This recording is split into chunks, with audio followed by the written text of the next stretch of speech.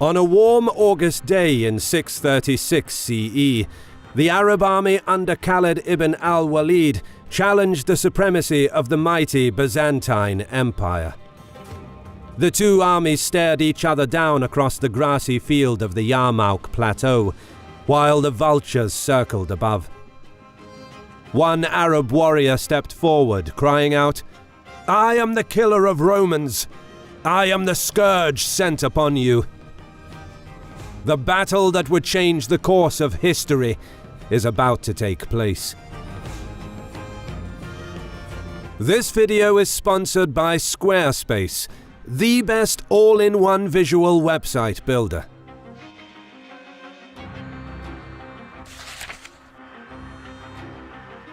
After Prophet Muhammad's death in 632, the first caliph, Abu Bakr, coordinated military campaigns over vast territories of Arabia, turning the peninsula into a stronghold of Islam. This expansion was spearheaded by battle-hardened and experienced commanders, most notably Khalid ibn al-Walid, the most dependable commander for the Prophet and his successors. The caliph's goal to bring all Arab tribal groups under Rashidun rule, including those in the steppes and cities of Iraq and Syria, led to the first direct clashes with the Byzantines and Sasanians. The two empires had been at war with each other for decades, and the prolonged conflict exhausted the two superpowers. The Byzantines formally restored control over their territories, but decades of war brought political and economic strife across their territory in the Levant, and the imperial authority wasn't yet fully re-established beyond the Dead Sea in the southeast. Foreign policy changed as well. The empire stopped subsidizing many tribal groups that fought on their side, deeming this financial expenditure was no longer needed now that the war against the Sasanians was won. Instead, they began building defensive coalitions with nomadic groups of northern Hejaz to guard Syria from the southeast, extending their political control into Arabia, thereby directly threatening the Muslims who sought to unite Arab tribes under the banner of Islam. Hence, it was imperative for Abu Bakr to assert Rashidun influence in the direction of Syria before the Byzantines could make headway in pulling this area into their sphere of influence. In early 633, 4 Arab armies entered Byzantine territory, commanded by Amr ibn al-Az, Shurabil ibn Hassana, Yazid ibn Abi Sufyan, and Abu Ubaidah. They were ordered not to attack, besiege, or raze any major cities. The objective of this initial phase of the campaign was to occupy the countryside inhabited predominantly by the Arabic-speaking population, many of whom would join the Islamic cause, thus swelling Rashidun ranks and providing valuable logistical support. These early operations laid the groundwork for the upcoming invasion and, ironically, Abu Bakr's focus on the countryside would fool the Byzantines into perceiving the Muslims as mere raiders, and therefore no significant imperial forces were assembled to combat the threat in early 633. Meanwhile, in the east, Caliph's orders were the same: bring the Arab tribes of Iraq into the fold. From the south, Abu Bakr dispatched Khalid, his most trusted commander, in early spring. As the army assembled, the core of Khalid's force of loyal volunteers was augmented by troops from several tribes across Arabia.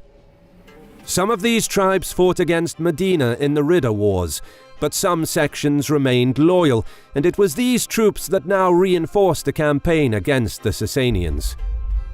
What followed was one of Khalid's greatest strategic achievements. The swift conquest of Sasanian lands west of the Euphrates in a series of battles would be a display of true tactical genius. With his versatile implementation of the indirect approach, Khalid would attack opposing armies from unexpected directions with multiple rapid flanking maneuvers. Furthermore, he was one of only a few commanders in history who used double envelopment to encircle and destroy armies larger than his own, launching perfectly timed cavalry attacks on the opponent's flanks. This daring war of movement reflected his lightning-fast conquest of the territory west of the Euphrates. Then, as he laid the groundwork for Rashidun administration and planned the offensive into central Iraq and the Sasanian capital, a message arrived from the Caliph. Khalid was to urgently march to Syria to take command of the invasion of the Byzantine Empire. In April 634, he departed Iraq with a small force of veterans whose loyalty to Islam was absolute, striking out across the desert towards Syria. A most perilous of journeys. The troops couldn't carry enough water to last until they reached Syria, so Khalid forced 20 of the camels to drink large quantities of water, then tied their mouths so they wouldn't spoil it by eating or chewing their cud. Camels would then be slaughtered daily, and the preserved water in their stomachs would quench the thirst of the troops. The march through largely waterless country lasted for 6 days, becoming one of Khalid's most famous military feats. Upon entering Syria, he moved southwest to meet with the 3 Muslim armies near Damascus, capturing forts and towns along the way. Byzantine garrisons were caught completely by surprise, not expecting that Muslim troops could enter their territory from an inhospitable desert. So far, the empire relied on a system of forts along the border that would relay information about enemy troop movements to the interior, giving the imperial army time to mobilize and respond to the threat. The prevailing mindset was that any attack that penetrated into the interior would eventually be repulsed, thus any loss of territory would only be temporary. But by now the Muslims gained full control over rural areas in the southeast, and with Khalid's arrival the Caliph turned his full attention to the conquest of important Syrian towns. Bostra fell first, and the 4 Muslim armies marched towards Palestine to join Amr ibn al-Az, who was facing a large concentration of Byzantine troops commanded by Emperor Heraclius's brother Theodore. The Byzantines reportedly recruited Bedouin Christian spies and were able to anticipate the movement of the Muslim army, managing to position themselves for the upcoming attack. The Battle of Ajnadan, the first major engagement, was bitterly fought. Many prominent Muslims fell as martyrs on the field of battle, but under Khalid's leadership the Arabs managed to wipe out the presence of the Byzantine field army in Syria, and were now advancing north. Theodore retreated to join the emperor at Meza, while remnants of the imperial army fled in disorder to nearby walled cities and forts, with many of the survivors converging on Pella, joining the garrison that was stationed there. Alarmed by Khalid's rapid advance, Heraclius dispatched 2 contingents to fortify key roads south of Damascus, to give the city time to prepare for a siege that was soon coming, and then subsequently headed for Antioch to begin preparations to deal with the Arab threat. But the Byzantines were not able to hold Khalid's advance for long, as the Muslim army outmaneuvered their entrenched positions and proceeded to surround Damascus 2 days later. The siege lasted for 20 days, and, after a Byzantine relief force was defeated, the city capitulated. But then came news from Medina that Caliph Abu Bakr died about a month earlier, making Umar ibn al-Khattab, Khalid's cousin, his successor. Aware of Khalid's popularity, the deeply religious Umar demoted him and placed Abu Ubaidah in charge of the Muslim army, aiming to show that no matter who commands the troops, it is Allah alone who gives victory on the battlefield.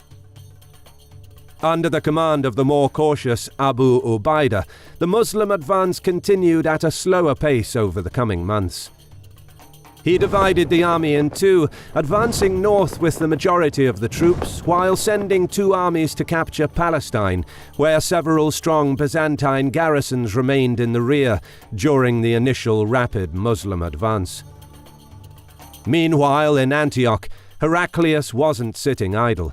He displayed the military might of the Byzantine Empire as 5 armies assembled and began their march back into Syria from multiple directions, under the overall command of Van, an Armenian general. Furthermore, Heraclius sent word to all major cities, reminding the people of the Byzantine superiority after recent victories against the Sasanians. The message was clear. That Syria belonged to the empire was a fact of life after centuries of Byzantine rule, and the current situation, while alarming, was a setback that will be dealt with. Heraclius's army was prepared to defeat the Arabs in a decisive battle or destroy their separate armies piecemeal. Upon learning of the initial movement of enemy troops, Khalid immediately recognized that the Muslim position in the north will be surrounded by the numerically superior Byzantine army. He urged Abu Ubaidah to abandon northern Syria and retreat south to a stronger position where the rest of their forces could join them.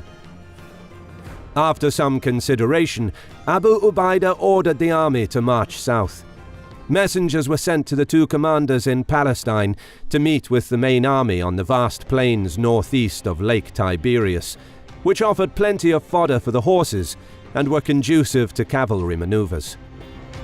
And, just as Khalid had suspected, 4 imperial armies marched on Emesa, which would have pinned the Arabs in the north, while another Byzantine army was to recapture Damascus and cut off their line of retreat. The Muslim army withdrew just in time. Meanwhile, Yazdegerd negotiated with Heraclius to mount an offensive from the east. However, the Sasanian army would not be ready in time for a simultaneous attack. Back west, faced against a massive Byzantine army, Abu Ubaidah sent word to Caliph Umar to send all available reinforcements to Syria. And, as the Muslim armies met, scouts reported that a strong Byzantine garrison gathered at Caesarea. This made encamping on the plains near Lake Tiberias a dangerous proposition, as the Arab army could now potentially be attacked on 2 sides. Abu Ubaidah again heeded Khalid's advice to move the army to a stronger position on the eastern end of the Yarmouk plateau. With the battle looming, Khalid was recognized as the ablest field commander and was given temporary control of the troops, while Abu Ubaidah remained in overall strategic command, and the Byzantine army followed close behind. This video is sponsored by Squarespace, the best all-in-one visual website builder. Whether you're into creative writing, YouTubing, podcasting, selling merchandise online, look no further than Squarespace. With numerous robust features, Squarespace allows you to build amazing websites with tons of functionality that will wow your visitors every time. One of my favorites is the powerful drag and drop feature that allows you to endlessly customize your website in no time with just a few clicks. You can quickly and easily add, remove, or move around elements of your website to get that perfect look. If you want to share your creative content, a story, or a service with the world, click on the link in the description below. By visiting squarespace.com/historymarsh, you will help support our channel, and you'll get 10% off on your first purchase on Squarespace. Credit goes to our awesome patrons who make videos like this one possible. Consider joining them to support our work. You can also support us by subscribing to our channel and clicking the bell button to get notified when our new videos are released. And as always, thank you for watching.